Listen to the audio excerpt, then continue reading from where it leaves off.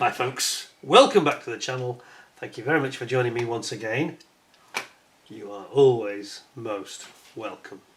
So today, something a real bit special and mahoosive. Whoa. So this has been loaned to the channel by a very good friend of the channel, Neil, or as many of you know him better, Creative Time Wasting, or as I sometimes nickname him, Creative Matchbox Wasting. But we won't get into my prejudices.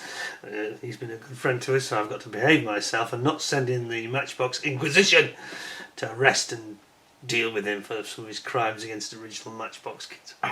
Forget him. Anyway, let's put that aside. So what he says here is the incredible, the Hanomag Half-track basically, isn't it? The Sd.Kfz 250 one Ausf.A, the common one, but it's this one from Werk, and it's their Werk 16018, and it's of course in collaboration with Takom. So Werk, I think, have done the design, and Takom have done the moulding, I think.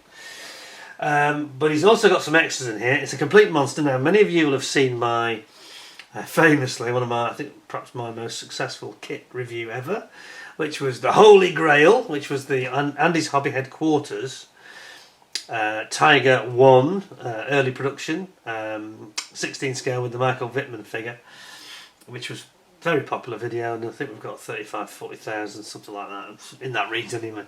I don't really follow it, but it always comes out as #1 amongst the kit reviews. So it's a popular subject. It's particularly good when you've got these very complicated vehicles to have something that those of us that are getting a bit long in the tooth, or rather short in the eye, perhaps I should say, because I need an eye test. Actually, my eyes are not great. So in recent times, if you spot things with the 20 times zoom on the camera and I don't spot them, you'll have to just cut me a bit of slack, because I am due for an eye test. And sometimes I see it on the video, I think, oh, I missed that. Just things I generally don't see, little tiny detail.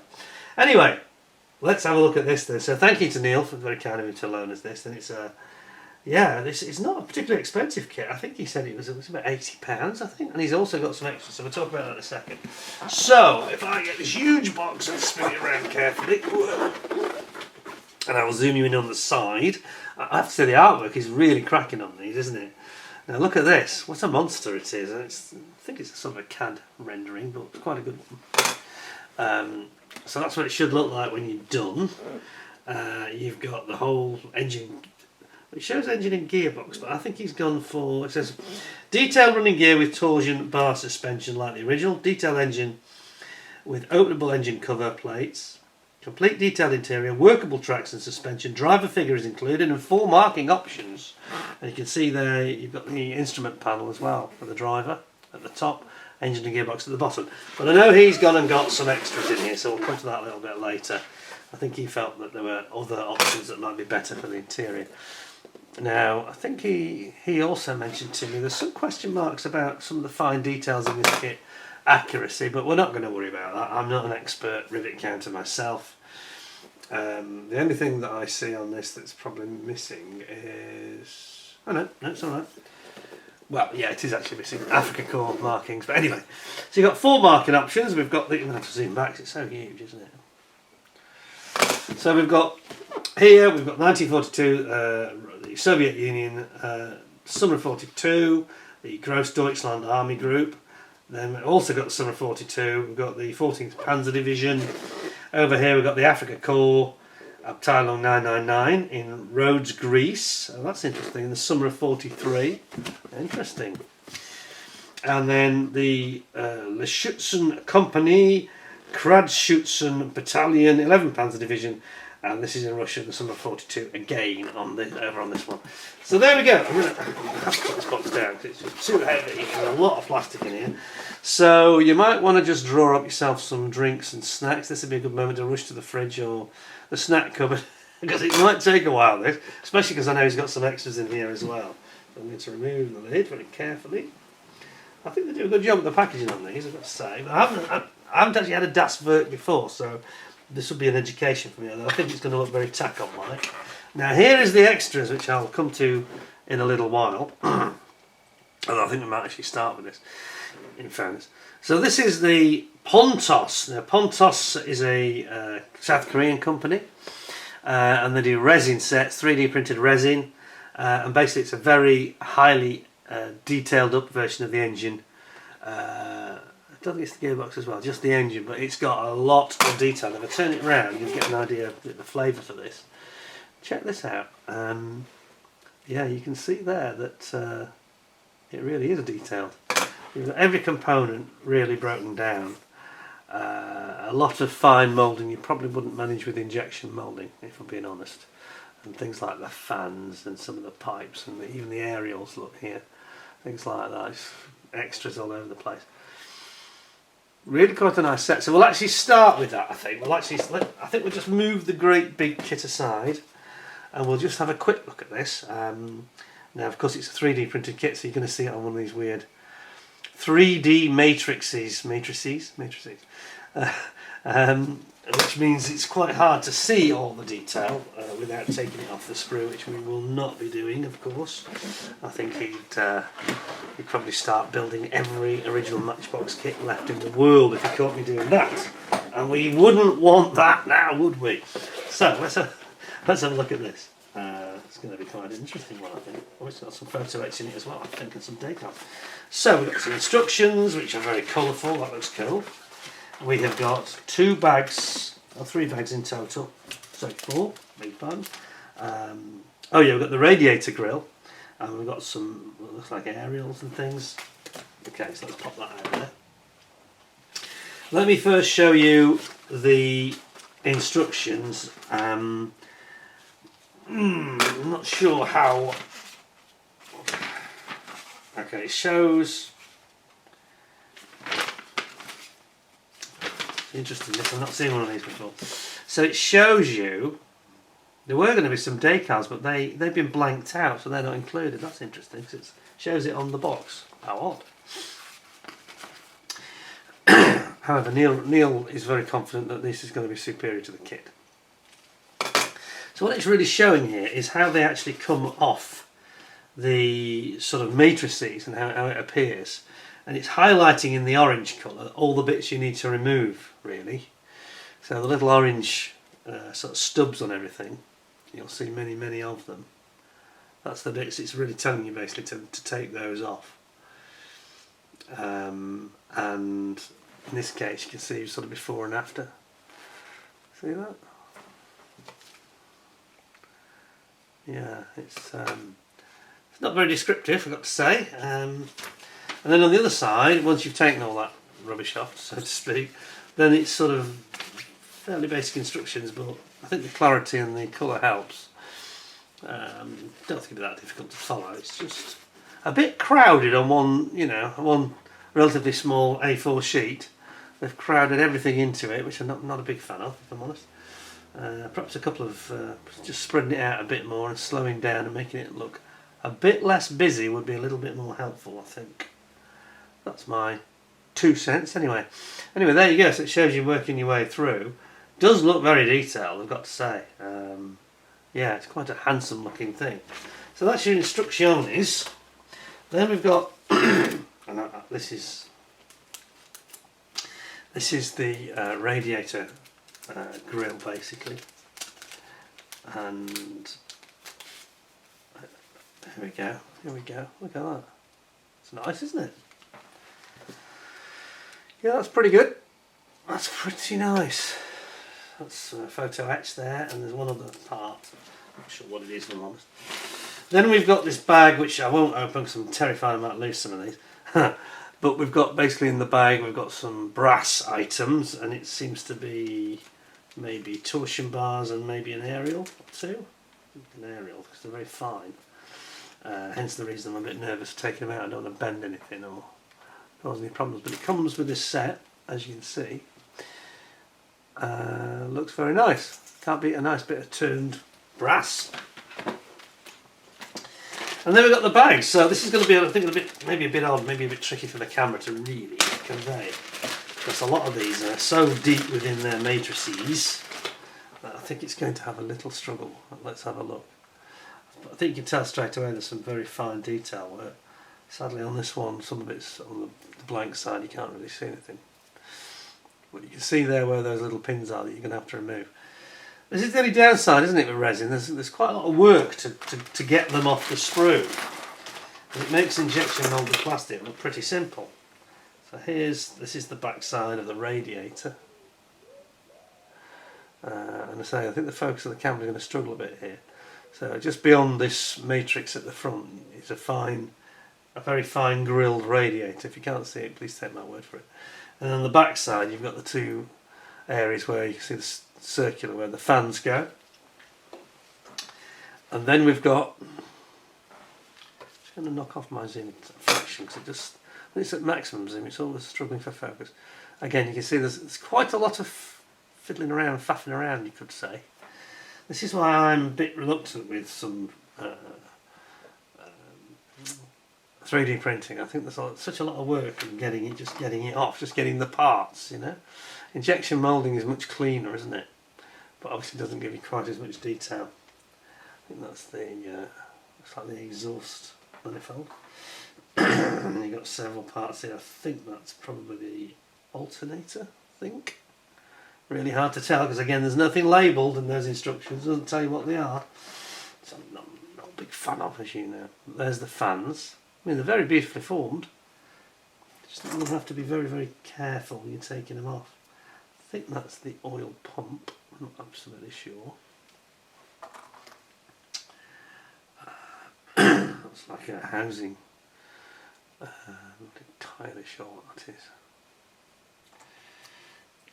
I know the camera's really struggling with this because it'll focus on the matrix around the outside, so it's never going to focus on the parts within very easily. But you can see there's a lot of fine parts.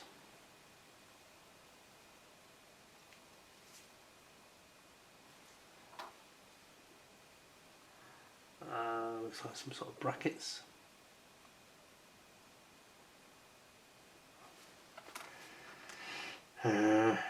Yeah. When you've got a part that's buried within a matrix, it's never going to be easy to photograph it, I think. Anyway, so that's the first bag, pretty much. It's quite a lot of bits of matrix. It is the outer matrix, not the parts. It's flaked off here. Yeah, I'm confident that's just matrix on the desk. Sorry, I'm just popping these back in the bag. But best if I zoom back. Nothing worse than me talking and you seeing green screen, very amateurish. Right, you can see what I'm doing there. Yeah, that's the first one of the two bags, and then the one that's got, I think, more detailed parts on is this one. Again, I'll just gently empty them out to be easier. Individually.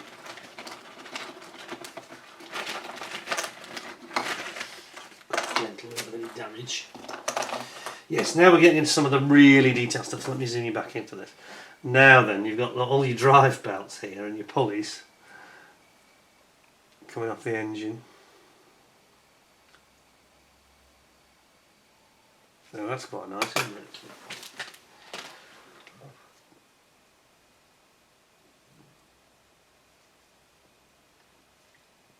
Again, fair bit of clean up there. Then we've got the main engine block, which again is really hard to see the detail. I've never heard of Pontos before. There's obviously a company that's on the rise. This looks like I think it might be carburetor feeds for the intake manifold, I think. And then we've got looks like the part of the cooling system. I think it might be an expansion tank there on the left, bottom left.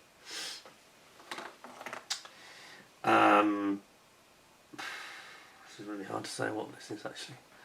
So this is why I get cross, you know. It needs to have a number on it, and that number needs to be referred to in the instructions telling you what it is. Because you're never going to get maximum benefit in terms of an educational build when you're just putting parts together and you've no idea what they're supposed to be. And there's so much of this goes on the Far East. Yeah, the actual moulding's very nice. It'll be interesting to see how it compares with the actual injection moulded parts, but they are very fine. You can see there some very, very impressive looking sharpness of the figuring.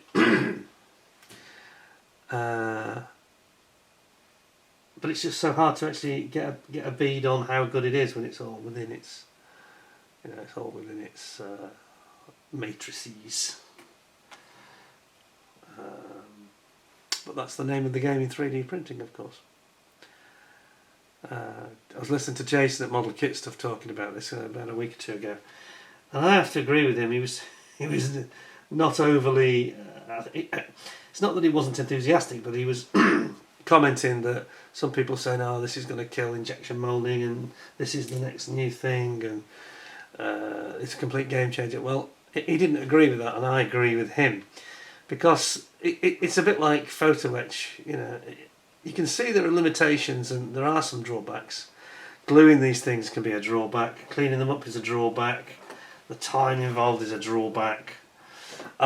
People get so obsessed with the next new thing, they don't actually think, what is the benefit? There is some benefit, don't get me wrong, I'm not knocking this. But it's not all encompassing. The benefits, it's a bit like photo etch. There are some sort of applications for photo etch which really do make it almost essential, but then we have some manufacturers go completely and utterly over the top with it, and they're replacing perfectly, and I've talked about this with the Mosquito. We've got photo etch parts that are just not needed, frankly, and actually make life just a lot more difficult, create all sorts of new problems which weren't there in the first place. Mosquito is a perfect example of that. Fit issues and things like that don't exist within the kit itself. As soon as you start adding these aftermarket parts, I'm just adding these bits back in, but most of them just resin bits really. Doesn't inhale them. God, don't get the blower on. Just roll back myself for these. Don't worry, Neil, it is just little bits that have come off the matrix. It's not any parts. I'm chucking in my bin. Relax. Yeah, but I'm saying it's.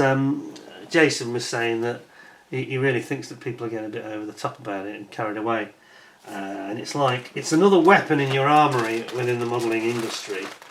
It's something very much to be welcomed, 3D printing.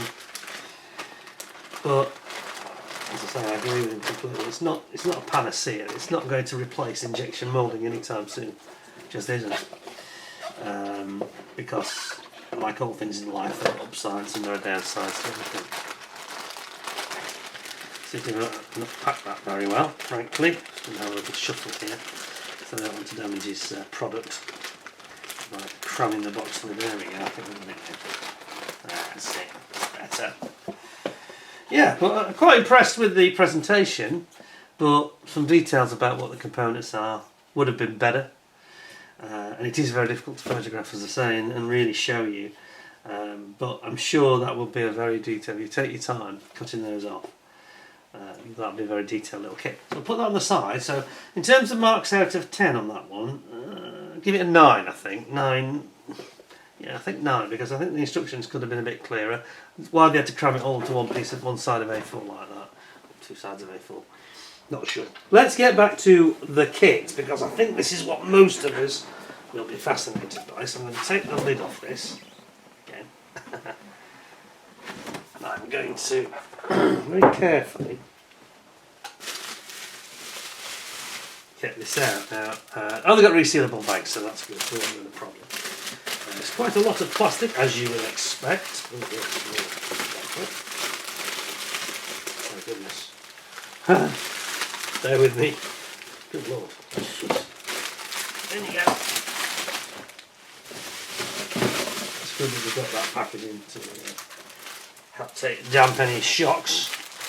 I'll pop that on the other side, and we will very carefully pop it back bit by bit in the box. That's the way to go with this. So I'll try not to drag my feet on this too much, but at the same time, I feel I've had to rush through that one because it's hard to see it again. But let's see what we've got. Well, first of all, we'll look at the instructions and then the plastic, as I normally do. So if I just get that detail up, so put that over there. I should leave those to the side. And we'll be organised. Right, there we go. So, big bag. in which we've got our Werk. It's obviously instructions, and then it's got some adverts on the back for their other products, including the Pontos G 135th. This is the Blitz model, of course. That's quite a good kit, because the idea is it's a quick build, hence the Blitz tag. At least it didn't say Blitz screen. But there are some people that get a bit cross with Werk. They don't like the name, thinking it's a take on something else, which is potentially a little bit offensive, for reasons I can understand. So, yeah, interesting choice of name, let's put it that way. So, what have we got here? We've got a little bit of photo etch. Look at that first, get it out of the way. Tiny bit of photo etch, not much of it, that's good news. Not a big fan of it, but it's used gratuitously in kits. See what I'm going to do, I'm going to edge that over there a bit more, like that. There we go. Is it better if I go that way? How's that? Is that better? Yes, I think it is. Now then. So this is some grills basically on the side, I think, and around the back, if I'm not mistaken. Looks very nice. Feels fairly thin. Not bad, quite thin. Werk. It's got the model number there. Then we have some clear parts, which are, yeah, they're just a little, well, have a quick look. Viewing periscopes, basically. Viewing periscopes, just clear glass. Not much to say about it. Look very nice, no problem. Looks nice and bright and clear. Then we have loose, strangely, we have this, I'm not sure why they've made it loose. We've got this towing cable, which looks, yeah, it's like copper wire basically, isn't it? Looks pretty good, no problem with that. And then we have our markings. Now we'll have a look at the decals first before we get into the rest. So I did say that there didn't seem to be any Africa core markings, and if there isn't any, I will be a bit cross with them, because I think that would be an omission. What have they done about it? Yeah, there isn't any Africa core markings, because they're terrified of the you-know-what symbol. I find this a little bit frustrating. You know, ICM and other people like Edouard, they get around this without causing any great offence to anybody, and these guys have just omitted it completely. Anyway, we'll put that aside. We've got here, what's that? Is that a control unit? I mean, the actual decals themselves do look very nice, in fairness. Yeah, they look very sharp, very bright. Can't really find anything to complain about them in terms of quality. Just a bit lacking, perhaps, in their breadth, if you know what I mean. They might lose a quarter of a point for that. I think that's, especially on a bigger kit, I think that it's paranoia, isn't it? It's just, there are ways and means around this so that you can produce these controversial decals in a way that is not going to cause uproar, and just ignoring it is not one of them. Anyway, zoom in, let's go. So we have got here, are we going to get any history? I've got a horrible feeling we're not. I've got a horrible feeling we're not. That might be proven wrong. No, I'm right, that's sad. I want it to be wrong, to be honest, but anyway, there we go. So we've got a big sprue map on the 2 pages. Now I've got to say straight away, I don't like the presentation. Who else did we have this with? I can't remember. It wasn't Werk. It was it Takom? Wasn't it the Takom kits? We've got very faint looking diagram drawings, and they're on this coloured sort of parchment style backing, which makes it awfully hard to see. I'm not sure how the camera's doing. It might sometimes it flatters some of these things, but it's not good to the eyes. And I have got my best latest glasses on, even though, as I say, I need lighters. But it's not very clear to follow. This is not particularly easy on the eye. When you're trying to, understand, what do we need a parchment style of paper for? I mean, you get that in Zukimura, but only on the cover. Why have they gone for this again? This is Takom, isn't it? Going a bit silly. And Takom is another one that tends not to give you any information about history, and they're not giving you any information about the components or what they are. Dear, oh dear, I sound like I'm being a bit negative, but I think they're going to get another point marked off for this because the clarity is not great. I think it should be bolder. We shouldn't have this silly fancy paper. I mean, the quality is nice of the paper, but it's a functional instruction book. We need it to be clear and be able to be easily readable without having to, you know, really. Some people with bad eyesight are going to struggle with this. Joking apart, they are. Anyway, so you're building up. You've got like a bathtub style. I'm jumping ahead here. Go back to it. So you've got a bathtub style chassis, and then you're going to basically build up your torsion bars, fairly conventional stuff. Then you've got your idler and your sprocket wheels, and then you put your road wheels and all the other ancillary components. You can see them. Adding all the road wheels, and then you're going to build up your tracks, which looks like they have a kind of a. Do they have a jig? Does it have a jig or not? Yeah, it's a jig. I'm pretty sure that's a jig there. But it's just so low contrast with this silly design of instructions. I'm not liking it.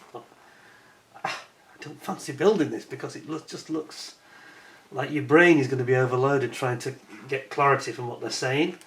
You know, all this patchiness within the paper finish, and for no reason. For what reason? Yeah. Great on the cover. I don't mind them doing that sort of thing on the cover, but not in the instructions. We just want black and white or colours to add clarity. We don't want some arty, strange paint finish, you know, paper finish. Sorry, I'm ranting. Anyway, you put in your leaf spring. I'm not going to complain again about that, but I think you can see where I'm coming from. You've got your leaf springs going in, your drive system for your steering, I should say, at the front. Bringing that in once you've got all your tracks built up. 38 per side, not too bad obviously. And then you've got your leaf springs, suspension coming in. Road wheels, you're building those up here. And it's this Takom thing again where they start off with the big illustration showing them already built. And then they show the small illustration where you then got to build them. It's back to front. Why are they doing that? This is another thing about Takom I don't like, apart from their hard plastic. This is classic Takom.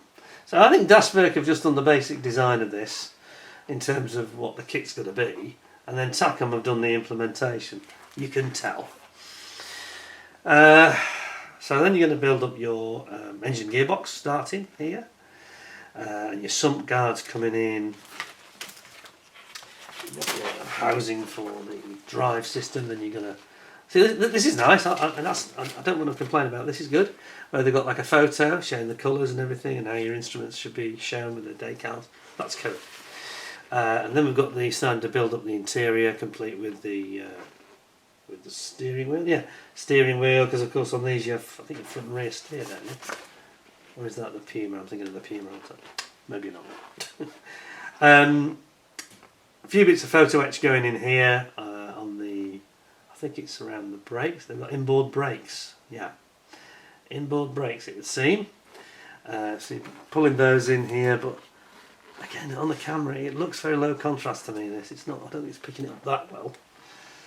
Then you got your seats going in for your driver and co-driver, and then dropping in your instruments and your steering wheel at the front. Then you've got the main block of the engine coming in there. It's another bit with the gearbox, wasn't it? And then you got.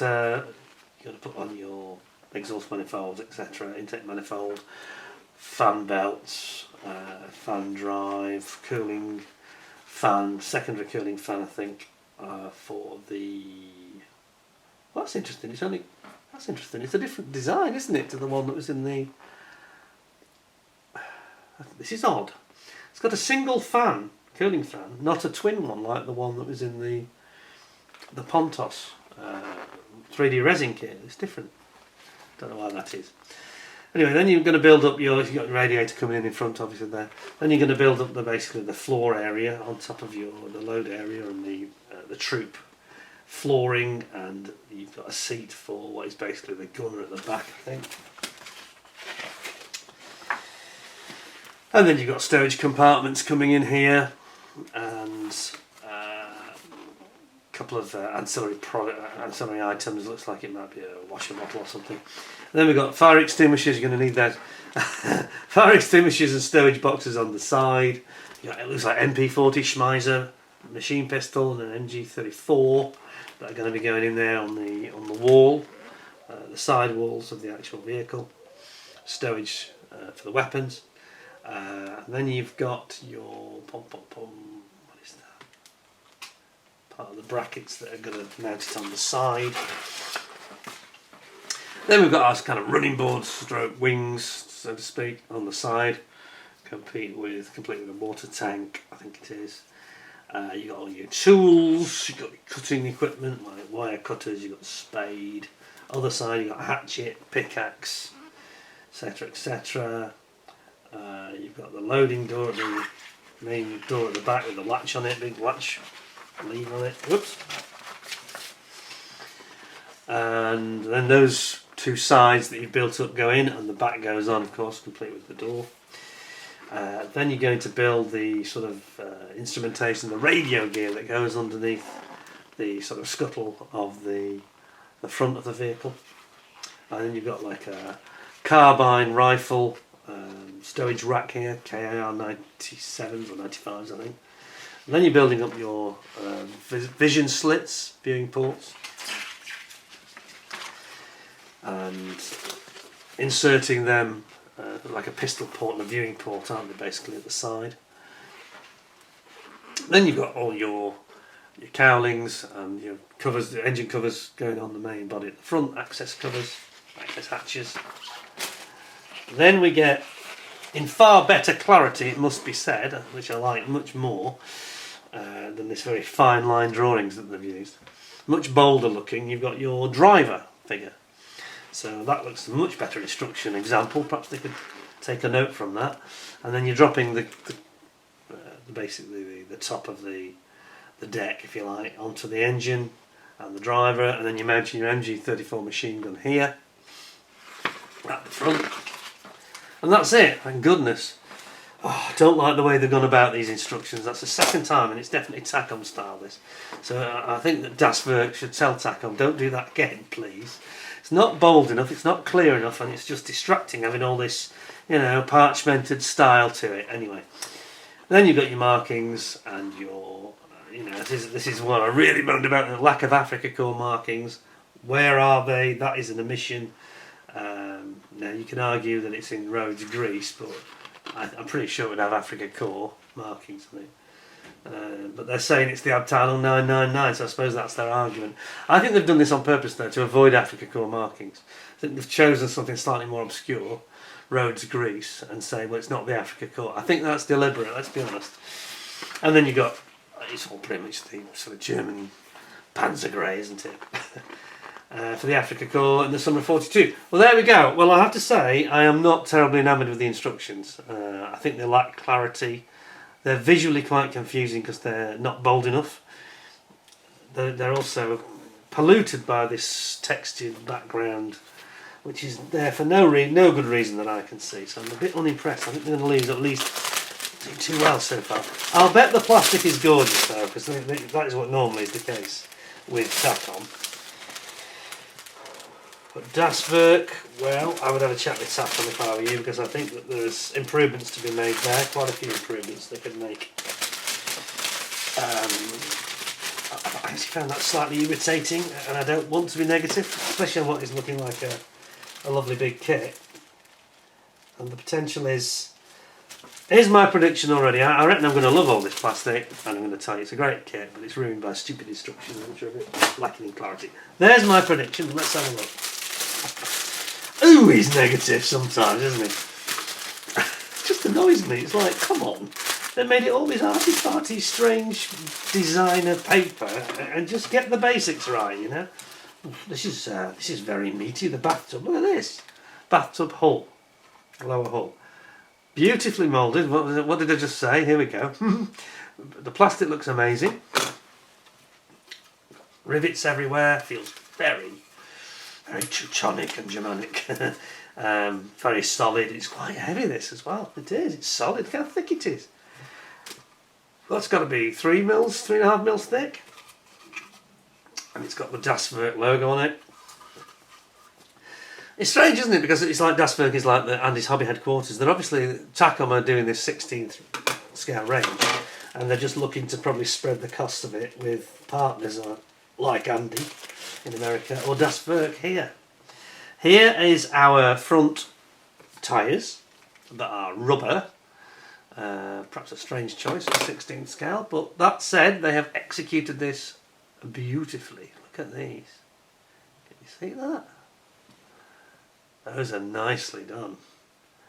And they've got writing on. Look at that. Continental tyres. It says. Not Continental.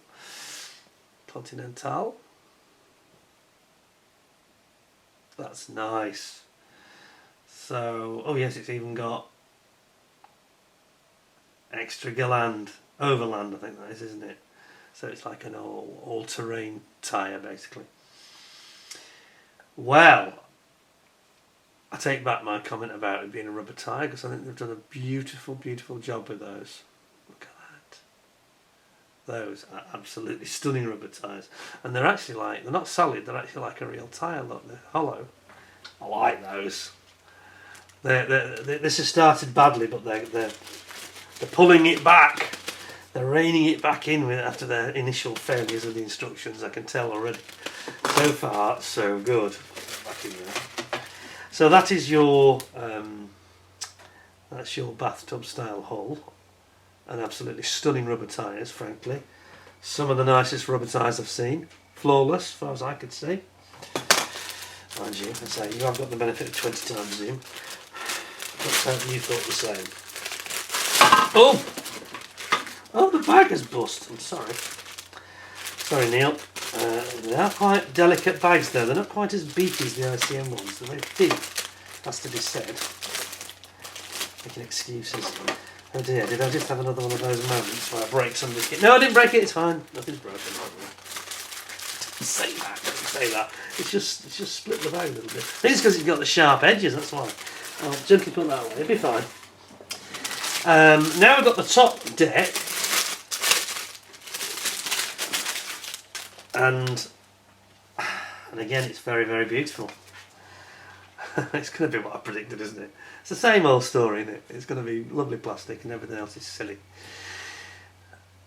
Look at that. So that's your top deck. You've got fantastic sort of riveting and panel detail, and the recesses for your hatches, for the engine access hatches. You've also got the seats here. Can you see that? That's for the, I think it's for the driver's seat. It's got hatching, sort of, it's like a leather on the back. Is that the squab? Is that a fold-down seat? Is that the seat or is that the, like a footrest? I'm not sure. I think it's the seat. But yeah, they've done it very beautifully, this. And on the inside, they've got interior detail. And yeah, there's nothing wrong with that either, so that's really nicely done. And again, quite thick. You know, I've said before about, there's a word of warning for you. I've talked about this before about, I've only built a couple of Takom kits, but their plastic is like tungsten. It's like harder than bullets, you know, steel bullets. Just be careful with your cutter, because you don't go putting God hand anywhere near this, because it will just shred it. I'm going to have to be careful with this because we had this problem, didn't we? I mustn't burst the bag again. There we go, no problem this time. They are very thin, the bags. They're about a third the thickness of the ICM ones, I'd say. Alright, now we've got the running, sort of running boards, side running gear, plates.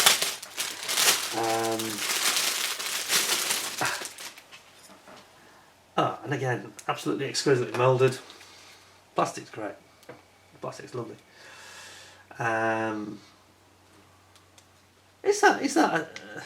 Is this tub on the side? Is it a toilet, or is it supposed to be like a water butt that goes in the recess there? The spherical, the circular looking recess. I'm intrigued. Is it a toilet? I think it might be a loo. Anyway, but they're beautifully moulded, that. Real sharpness and accuracy, and again it feels quite robust, this plastic. It feels thick and quite heavy, but it doesn't feel toy-like or anything like that. It just feels nice. Yeah, so that's your running gear, sort of front wings if you will. So far so good with that then. So yeah, I'm liking it. Just wish they'd do the instructions properly, that's all. Jeez. When are they going to get the message, these guys? Takom, ride field, border. Great Wall Hobby as well, isn't it? Much better. Come on. They'll only get the message when you stop buying the product. That's how these guys work. Drop your price by 30% or do it properly, is my advice to them. Although this one, in fairness, it's not an expensive kit. Now look at this. This is making me happier. Look at this, beautiful. They've got a couple of these lugs for the ejector pins. You can see them there, can't you, on the recesses for the viewing apertures. Those are ejector pin lugs that are sticking out here and here. But look at that. Absolutely beautiful. Shaping is correct, you know. And again, it's quite robust, it's quite solid. There's your rear. There's your rear wall with the door, access door for the crew. It's kind of flawless, really. It's just beautiful. That's one of your covers for the engine at the front, isn't it? Very nice, that. I do think it's a big, tough, robust vehicle, and in 16th scale, it's kind of not too big. It's not quite as extreme as I thought it'd be. Not like that Tiger, which I would love to build one day. I've still got it. I'd like to build that. My worry is where on earth would I put it when it's built? I would need an entire cabinet of its own, I think, for that one. But that's beautiful. Plastic is doing well. Looking at some of the deficiencies that are visible. Right. Then we've got the tracks now. Obviously there's going to be quite a lot of parts in this kit that we don't know what they are because they don't seem to know what they are. They won't tell us what the parts are. Therefore we are left guessing. Right, there are actually 3 of these sprues, so they're all the same. Again, exquisitely moulded, sharp as you like. Look at these. They've really got... I mean, these are they supposed to be working tracks? Because I think they are. They look robust enough to be good working tracks, these. Let's see what it says on the box. Just pop that there for a second. Bear with me one moment. Does it say working tracks? Because I think they are. Workable tracks and suspension. Yes. Now, unlike the AFV Club working tracks, which were so badly moulded and flimsy and just almost disintegrated, these look really well solidly moulded. They look very accurate in terms of their the sort of parameters and the what's the word I'm looking for? The detail of the way that they are very, very consistent looking. Tolerances, that's the word I'm looking for. The tolerances look absolutely fantastic, and it's tolerances when you've got things like working tracks that are critical. They've got to be absolutely bob on with the tolerances, and they've got to be very consistently moulded, and I think these are definitely all of those things.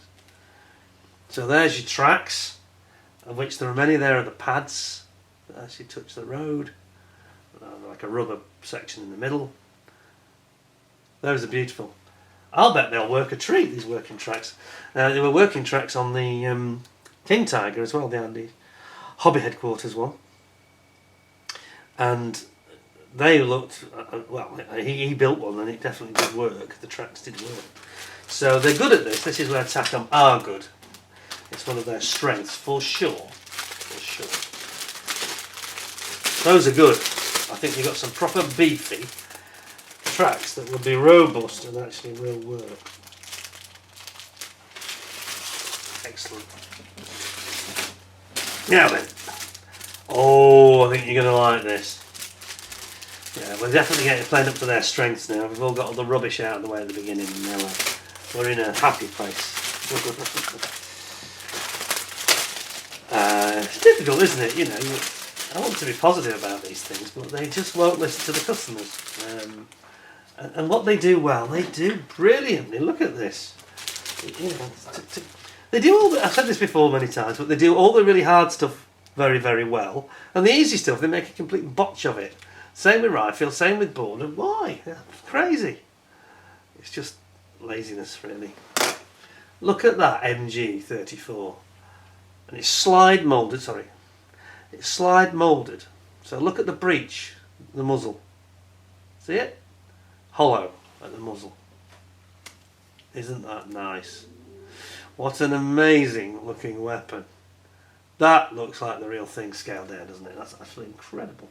They've even got the ejector pin lug on the pistol grip. To avoid the ejector pins, next to it we've got wire cutters. But that is, I'd say that's really exceptional. That's one of the nicest. Look at the butt as well, sorry. There, look at the butt. She's got like grooves in it. Here. Isn't that fantastic? That's incredible. So I'm impressed with that straight away. Is there any more weapons on here? Or is it just that one? Just that one. And then we've got lots of parts. We've got the shield, the armour plating that surrounds the machine gun there, which they've done nicely as well. And then of course you've got all these ancillary items like your hatchet and your spade, which is a real corker. Nice looking spade. And as I say, the wire cutters, they look very, very good indeed. And then you've got your engine cover hatches here. And that's the headlight cover. And you got your side covers, access panels for the engine at the side. You've got a pickaxe here. Great big conventional axe. And a small hatchet. And then lots of beautiful detail. You won't see any flash on any of these. They just don't seem to do flash Takom. Yep, I'm impressed with that. I mean, who wouldn't be? Who wouldn't be? I can feel it already. It's probably going to be 10 out of 10 for the plastic, and it's going to be like 7 out of 10 for everything else. Why? Come on, guys. You could be 10 out of 10 for everything. It only requires a little bit of effort, doesn't it? They just need to get an English-speaking guy, does a bit of research on the internet, adds a little bit of direction onto those instructions, and you've got a winner. You've got a 10 out of 10 kit. Now, next one. A lot of plastic on the screw.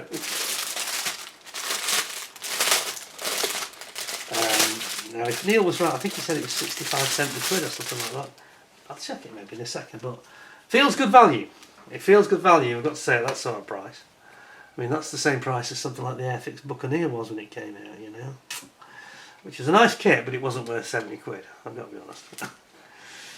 Look at this. You've got your engine block, you've got your gearbox housing, you've got your fan. That fan looks brilliant. Wonderful.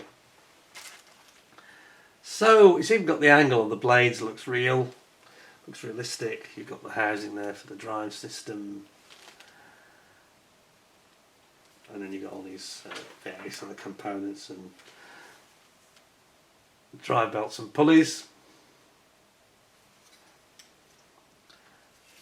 And the modelling's pretty good, really. I'm just wondering whether Neil is sure that he's done the right thing by getting this aftermarket resin. It's probably a little sharper, yeah, but I hope it's. It does say. I didn't point this out to you. I should just say this. I didn't point this out. It's actually maybe quite important. Did you know? Did you notice this? It says for trumpeter. So it's designed for the trumpeter kit. This Pontos 3D printed. So I hope it's going to fit in here.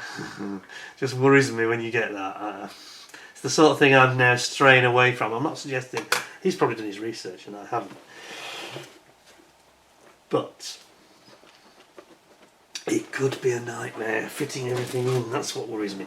And they've done such a nice job, maybe not quite as perfect as 3D printing, but quite a nice job with the actual parts in the kit. The trouble with these slide moulded sections, which they do so brilliantly, is getting back in the bag, because they have these little bridge sections on the sprue, and make it a bit of a challenge.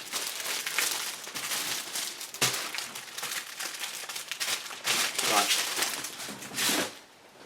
Now then. At least they have these resealable bags, which means that although you have to put a little bit of crinkling, it all sounds much worse on the camera than it does in real life, by the way. It's even I found it quite irritating sometimes with the ICM ones, which are a thick quality bag, but they make a heck of a noise.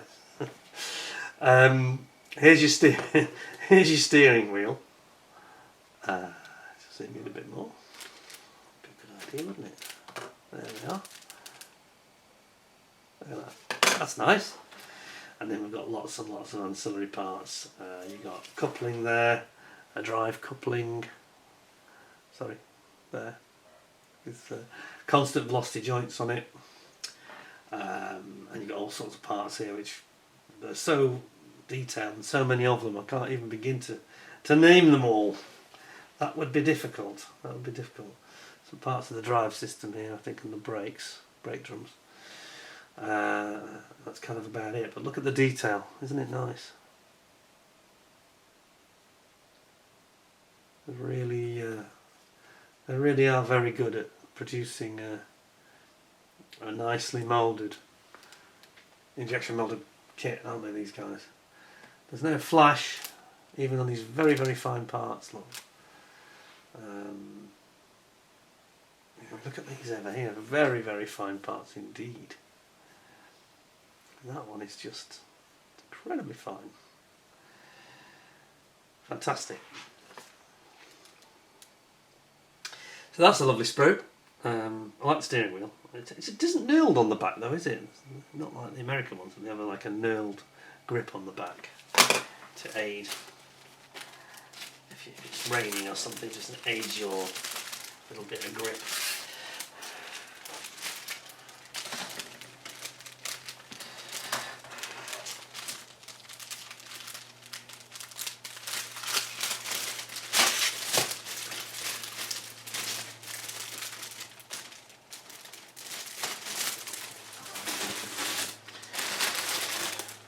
We'll come to the figure last, we'll do him last. Let's have a look at these, what looks like the wheels. Two sprues the same here. So I'll actually put one back to help us get the other one back in a minute. Besides, famous last words. So just pulled one out and I made a bit of a faux pas there.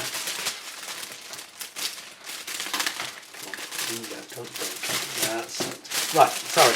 So, have a look at this. You've got these KAR 95 rifles, I think they are. The 97, not the KAR 97. I always mix them up because they're very similar. Experts amongst you can explain the difference, please. Fire away. But look at those, aren't those nice? I mean, that's a real corker. I always love it when you get these weapons at a big scale. They look so amazing, don't they?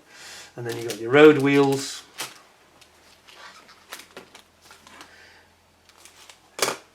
Like so. And you've got your seat there. That's nice. You've got your drive sprocket wheel. You've got some of the viewing slits there. And over here you've got, again, slide mouldings where they've got the bridge in the sprue. So you've got your headlight there.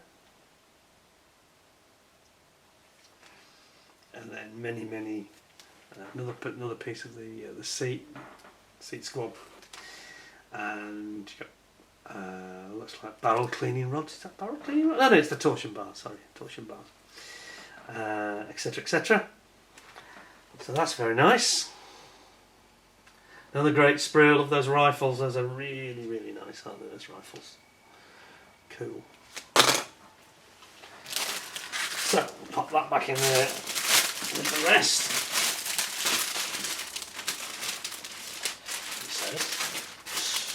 This is where the self-sealing element of the bag becomes a bit of a nuisance, because what happens is it just wants to grip onto everything, basically. But darn nuisance. There we go, I've managed to do it without too much trouble. This is a lot harder than it looks, I can tell you, especially when you're on camera. Crinkle, crinkle, crinkle. Okay, there you go. So leave it in a way that Neil would be disappointed. We have to put it back as it was. He's good enough to let us see this, which is very good of him. And he's got his own YouTube channel. He could review them himself, but he wanted me to do it. So I'm very grateful to him for that. Now look at this. You'll be grateful now as well. Look at this. The MP40 submachine pistol. Look at this. Your Schmeiser is here. People tell me off when I say that. It's not a Schmeiser, they will say. It's a fallacy.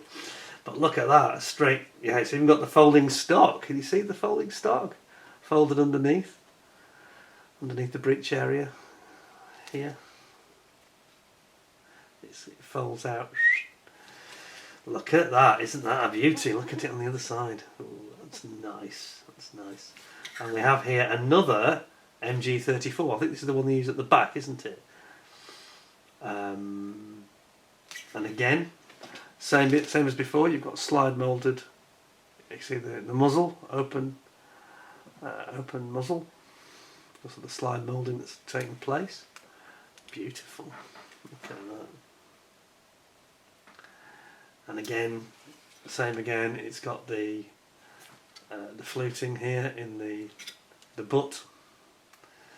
Very nice. You've also got over here gas mask canisters. There's a holster there for a pistol, probably a Luger, I think. And then over here we have got our radio gear. Sorry, I'll do it that way. There we go, radio gear. And instruments here, radio gear here. You've got the bench seat here for the soldiers to sit on inside. And then you've got the stowage boxes that go on the side here, of course. Internal stowage boxes here. And another seat. I think is that the driver's seat? I'm not sure. I'm having the gunner's seat at the back. Beautiful. Absolutely cracking, that is. Isn't that nice? What a lovely sprue. That's MP40, that's really the cream for me. Everybody likes a Schmeiser, don't they? It goes back to your youth when you were watching the war films or reading your Warlord comics, Victor, that kind of thing, Bullet, Hotspur. That's what the Germans always had. Very feared weapon. Didn't have much range, but at close quarters it's quite deadly. Right, and this is the last of the sprues of the actual vehicle. So I'll have a look at this, and it's all the running gear by the look of it.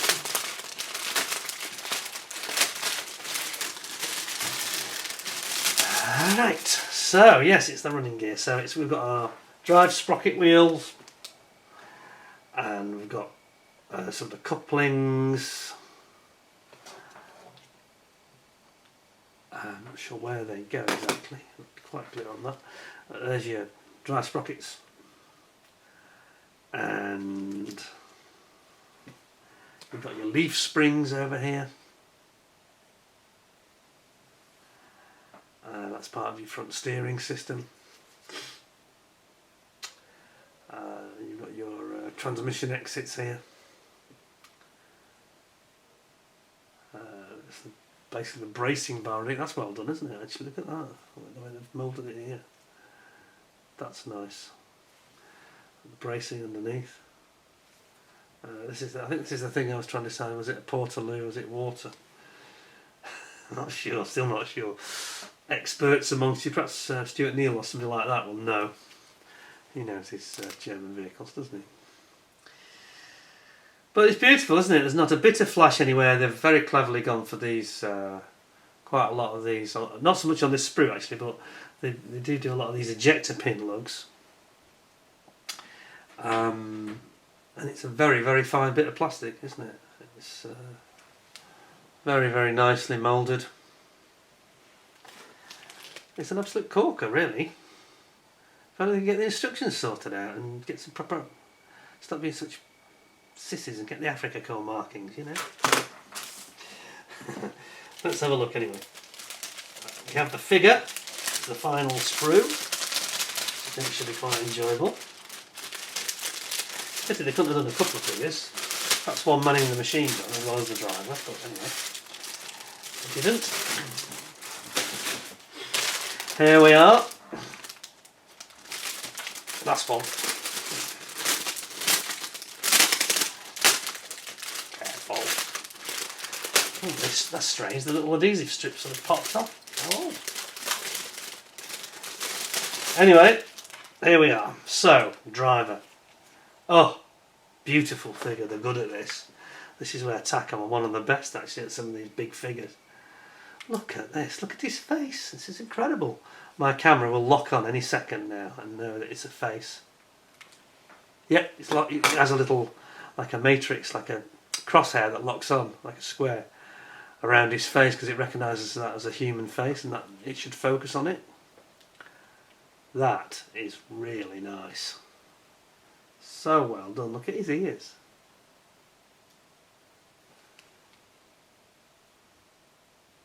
Fantastic. Fantastic. Look at his hands. Ah, that's just epic. On the side. That's nice, isn't it? We've got his boots over here.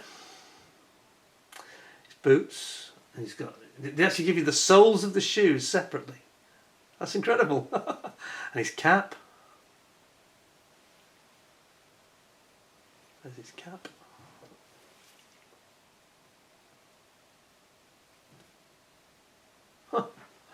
Fantastic. And then you've got the main torso here. Just looking at the star sticker on it, there isn't. But they've really moulded it nicely. Look at all the creases and the pockets and the flutes in the jacket. That's really well done, isn't it? And then the rear side is here. Oops, sorry there. Again, lots of flutes and creases. And then you've got the legs, obviously. Sorry, the arms first. And the legs. Again, brilliant creasing in the trousers. And the legs are basically in two halves. Hope it goes together okay. Probably will. They have quite a good reputation for these figures. There you have it. And there's his sort of neck and his hair. The back of his head. Here.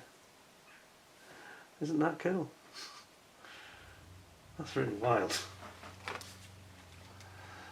Well, there we are. So that is the Das Werk Sd.Kfz 2511A, made by Takom. It's pretty much what I predicted when I was getting a bit cross near the beginning of the review.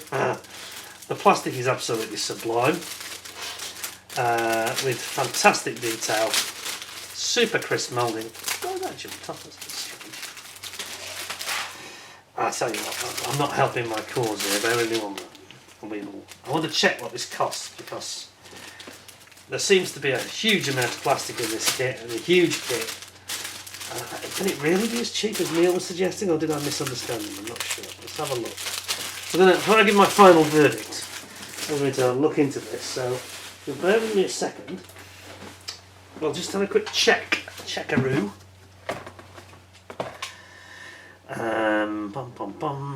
So it's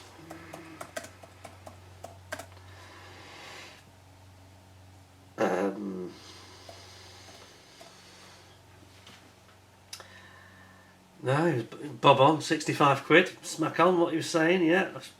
Why did I doubt him? It just seems so much plastic for £65, you know. So that's not much more money than an ICM Marauder. It's only about £5 or more, isn't it? It's a lot of kit for your money, that is, 65 quid's worth. That looks like a £90 kit to me.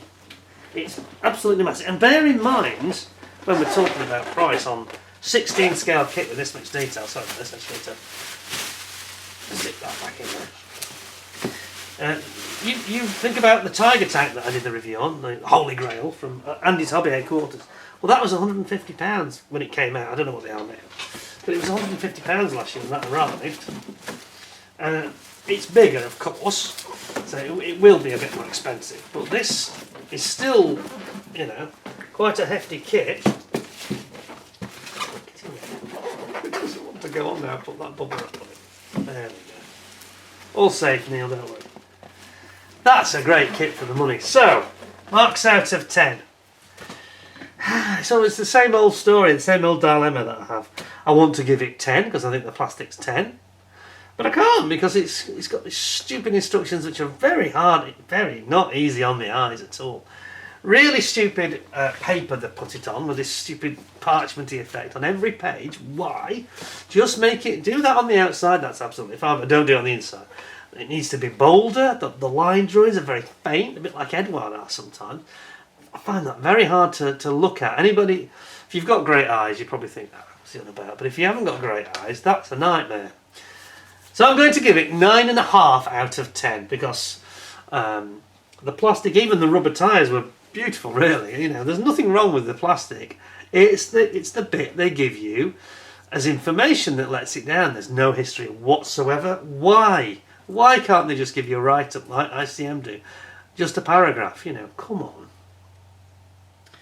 But the working tracks look fantastic, the tyres are excellent, and the plastic is amazing. So 9.5 out of 10 should have been a 10. That's my take on it. Thank you very much to Neil, though. Definitely appreciate it. Oh, sorry, I didn't really sort of give a marking on the, or did I? I can't remember now. It's been that long. On the engine kit, I'm not so sure about. I can't make my mind up whether I like it or not that much. I'm going to say 9 out of 10 for the engine, the 3D printed, the Pontos element of it. It's quite fiddly. You're going to have to do a lot of work to clean it up, to get it off the 3D sprue. They seem to have got a very complex matrix. And it's very hard to tell because you can't see that well without taking it off the matrix, which I would not do. Somebody else's kit. We know what my track record's like. If I start doing that, I'll probably destroy the damn thing. So it's just quite hard to see. I think based on what I saw, I'd say it's a 9. Again, the instructions weren't brilliantly clear. Pictures were good, but yeah, just it could have been much clearer. They need to slow down a bit. They need to spread the details out, break it down into smaller, viewable panes of instructions. And they sort of just, they've gone like AMK with that Tomcat. They just like shotgunned it all onto one page. So I'm saying 9 out of 10 for that, for the Pontos. 9.5 out of 10 for the Werk Takom half-track. I hope you give me 10 out of 10 with a thumbs up. And don't forget to subscribe if you haven't already. And if you have subscribed, make sure you ding the notification bell for any future reviews that are coming up. Any videos that I've got that are being loaded will then be alerted to you. Well, allegedly. We've had a few people complaining that, and they're very loyal, regular viewers and supporters of mine that have not had these notifications. Something that YouTube have done wrong again. Just a couple of days ago we had this where one didn't go up, and bizarre because it was, you know, 6 hours ahead when it was uploaded 6 hours ahead as a premiere. They should have automatically got a notification, didn't. And people turn up late or don't turn up at all, which is really unfortunate. So many of you enjoy the live chat. Anyway, enough of me. Hope you enjoyed that. Thank you very much to Neil for loaning it to us. It's a lovely kit, and I think you'll enjoy building it as long as you can understand what the instructions are saying. And I'll, fear not, Neil, I'll get that back to you in great condition as it came in the very near future. And in the meantime, until next time, thanks very much for watching. Hope you enjoyed it, thought it was interesting. Let me know what your thoughts were, and until next time, stay well, stay safe. Thanks for all your time watching the video. Until we meet again, Thanks a lot, and bye for now.